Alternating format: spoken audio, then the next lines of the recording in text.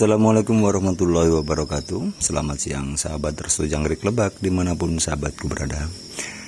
Gimana kabarnya hari ini? Mudah-mudahan sahabatku semua dalam keadaan sehat walafiat tanpa ada masalah yang berarti, baik di kehidupan pribadinya maupun kehidupan beternaknya. Sahabatku peternak jangkrik dimanapun sahabatku berada, mohon maaf sekali apabila saya kurang aktif belakangan ini dalam membuat konten karena memang kesibukan yang luar biasa sehingga membuat saya kurang fokus dalam membuat konten. Tapi ini tidak mengurangi niat saya untuk berbagi dan semangat saya untuk tetap berusaha di dunia peternakan jangkrik, terutama di budidaya jangkrik ya. Sahabatku, pada kesempatan kali ini saya akan coba berbagi bagaimana sih menyiapkan media yang baik menurut Restu Jangkrik Lebak, media bertelur bagi jangkrik-jangkrik kita. Media yang konvensional, artinya media yang paling ramah, yang paling terbiasa dipakai untuk peternak jangkrik adalah pasir. Nah, mungkin dari sebagian sobatku para peternak jangkrik itu belum memahami ini, cuma memang media yang terbaik itu adalah media yang menggunakan pasir. Nah, pasir ini tidak semata-mata kita bisa langsung pakai, tapi memang harus dipersiapkan sebaik mungkin sehingga pada prosesnya nanti kita itu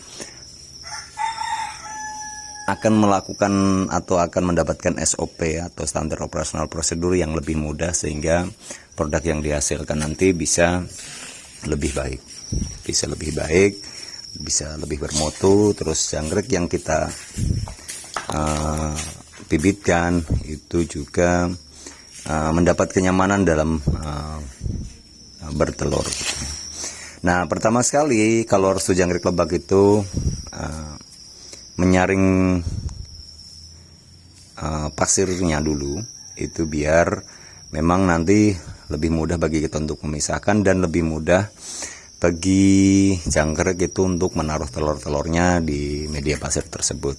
Nah, lalu seperti apa langkahnya? Pertama, kita beli saringan yang seperti ini, saringan tepung ya, di pasar banyak, harganya antara 5-7 ribu.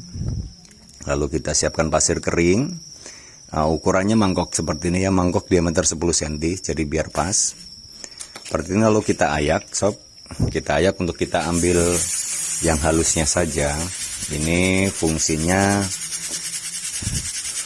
sebagai media, jadi jangkrik itu nanti tidak kesulitan dalam menaruh telur-telurnya. Kan teknis kan cara jangkrik untuk bertelur itu adalah memasukkan kayak semacam buntut ya, kayak semacam buntut yang ada di tengah-tengah tubuhnya itu ditancapkan ke pasir, terus dia mengeluarkan telur-telurnya. Nah, pasir yang halus tentu lebih mudah bagi jangkrik untuk memasukkan itu, dan nanti kita juga akan lebih mudah untuk memisahkan antara pasir sama telurnya, karena memang ketika sudah usia 7 hari itu, ketika kita ayak seperti ini, pasir nanti akan turun ke bawah dan telur itu akan tertinggal di ayakan. Cuma catatannya setelah 7 hari ya sob ya, karena memang ketika jangkrik baru mengeluarkan telurnya itu telurnya masih kecil, tapi ketika sudah 7 hari dan telurnya itu sudah ada matanya, itu biasanya telur akan berubah sedikit membesar sehingga tidak bisa melewati saringan ini. Jadi yang turun nanti hanya pasirnya, sementara telurnya itu akan tertinggal. Itu akan lebih mudah bagi kita untuk memisahkannya. Nah, ini cara Restu Jangkrik Lebak. Banyak cara yang dilakukan oleh para senior di luar sana gitu ya, dalam menyaring telur jangkrik. Cuma memang menurut saya fungsinya nggak cuma untuk mempermudah penyaringan, tapi kita peternak itu sebagai fasilitator, artinya orang yang bertugas memfasilitasi siklus hidup jangkrik sendiri. Jadi dimulai dari cara bertelurnya, dimulai dari bagaimana membesarkannya, dimulai dari bagaimana merawatnya dan sebagainya. Artinya kita mengeksplorasi jangkrik untuk dijadikan sumber penghasilan kita. Jadi kita harus bisa memfasilitasi sebaik-baiknya agar jangkrik itu dalam masa produksinya itu tidak terganggu, senyaman mungkin. Kira-kira seperti itu. Nah, setelah kita ayak begini, nanti akan berkumpul cukup banyak. Karena memang ketika pasir kering itu biasanya itu kita akan mudah mengayaknya. Artinya dalam waktu 1 jam itu kita sudah mendapatkan banyak media dari pasir. Kira-kira cukup untuk 20 loyang lah, 20 loyang itu. Nantinya kesananya kita hanya perlu 7 kali 20. Artinya ketika kita seperti ini. Nah, ketika kita awal dari kita produksi atau menelurkan jangkrik itu, awalnya kita setiap hari harus mengayak, tapi setelah kesananya kita hanya 7 hari dikali ini siklus produksi kita. Misalkan ketika kita sekali menelurkan itu misalkan 6 atau 12 atau 5, misalkan seperti di gambar ini.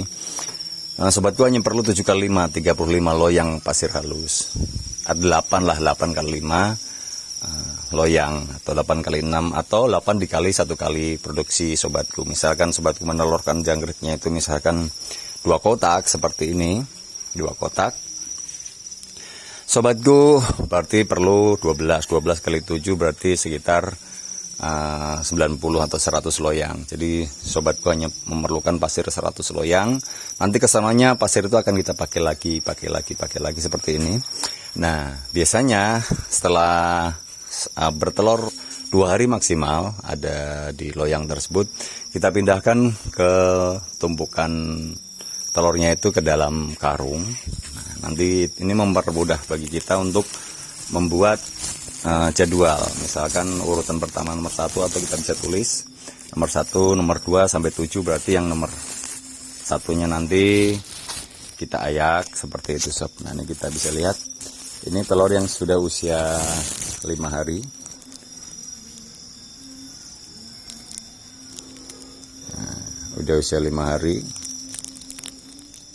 Ini kebetulan pasirnya nggak saya ayak. Untuk yang ini ya sob, kenapa nggak saya ayak? Waktu itu terburu-buru, saya jadi agak sedikit kehabisan waktu. Sementara emang jadwalnya tetap harus kita siapkan media ke tempat jangkrik, media bertelur jangkrik. Nah, ini yang kita ayak sob. Nah, ini usianya lebih muda lagi.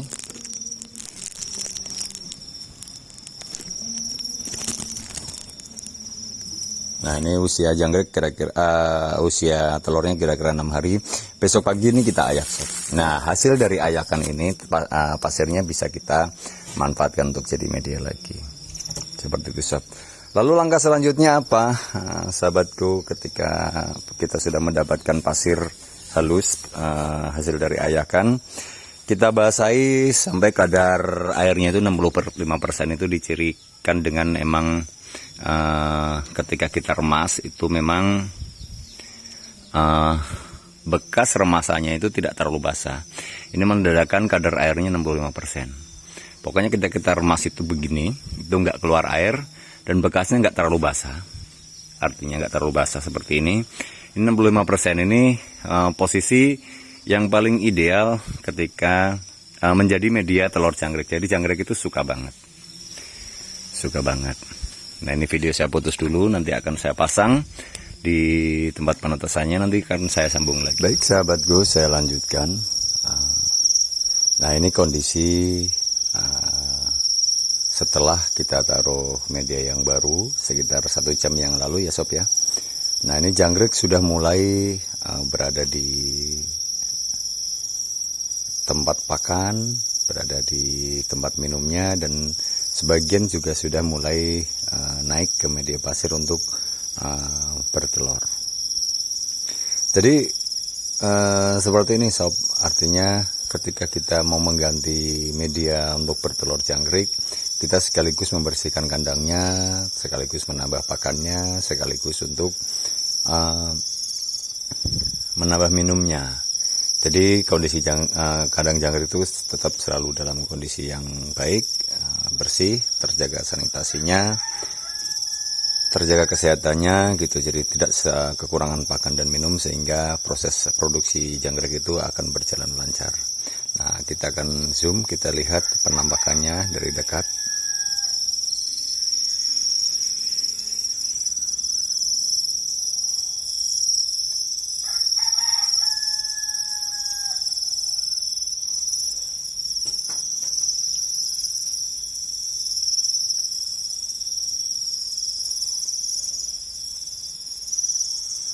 Nah, ini 1 jam pun kondisi 1 jam setelah kita kasih media. Tapi nanti sekitar ketika kita sudah tutup, penutupnya ini, biasanya itu akan lebih berjubel lagi, rebutan tempat untuk bertelur.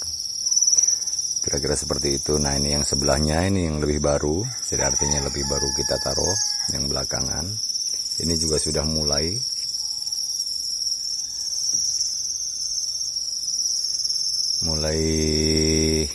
berada di tempat bertelur, sebagian mulai makan, sebagian juga lagi minum.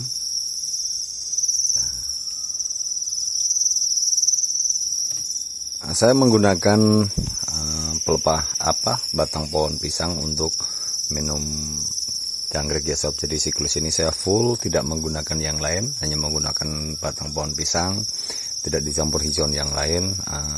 Sekaligus saya pengen tahu produktivitasnya baik atau tidak, terus kualitas telurnya bagus atau tidak, sekaligus pengen tahu itu. Yang jelas kalau masalah makan, saya tidak rubah makanannya tetap kita menggunakan pur 511 yang kita giling sehingga memang optimum. Nah, sekali waktu kalau sobatku pengen meningkatkan produksi telur jangkrik, sobatku bisa kasih campuran beberapa persen untuk pakan ayam petelur. Itu juga bisa meningkatkan produktivitasnya. Semua memang jangkrik itu seperti kapsul ya sob ya. Artinya ketika telur yang ada di perutnya habis, biasanya dia tidak bisa produksi lagi sehingga jangkrik itu mati. Selama itu belum habis dan dia terjaga makanannya, dia akan menunggu sampai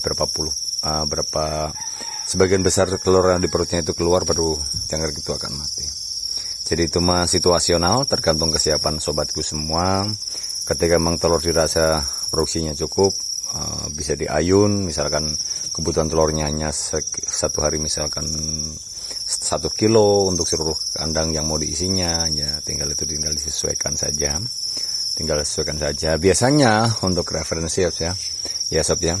Saya kalau 1 kali membibitkan itu kurang lebih sekitar 6.000 jangkrik. Kalau saya dipilih sob, tidak seperti yang lain. Jadi kalau saya dipilih, saya masih yakin dan percaya bahwasannya satu ekor pejantan itu perbandingannya dengan 5 ekor betina.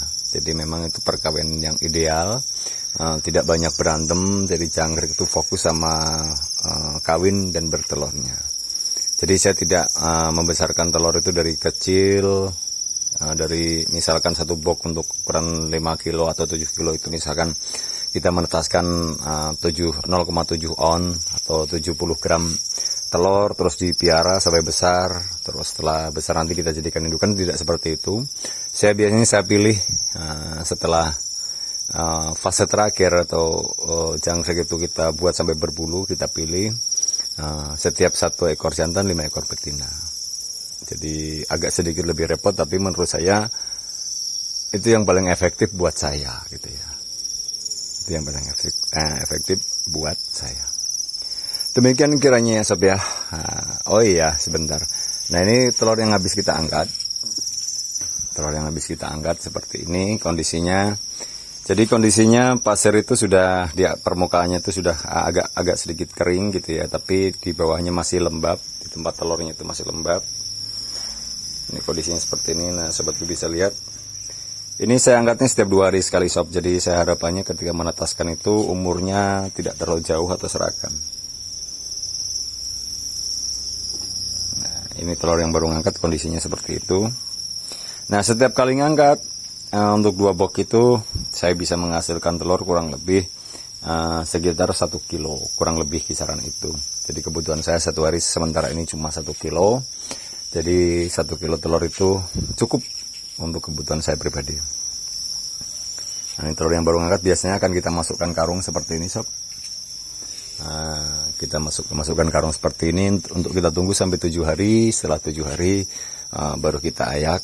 Nah, setelah itu jadi sambil ngangkat, sambil ngayak, sambil nanem, sambil manen, terus kegiatannya berputar seperti itu. Tak pikir konten saya kali ini itu dulu ya sob ya. Mohon maaf atas kekurangannya, mohon maaf atas keterbatasan narasinya. Tapi tetap saja apapun yang saya sampaikan, tujuan saya hanya untuk berbagi bagaimana agar teman-temanku semuanya sukses dalam berternak jangkrik. Sukses itu bukan berarti kita pintar masalah teknis saja. Sukses adalah bagaimana perpaduan antara kecakapan kita, masalah teknis, pengetahuan kita, dan manajemen yang kita terapkan. Demikian saya akhiri, bila itu Wassalamualaikum warahmatullahi wabarakatuh. Makan sore dulu.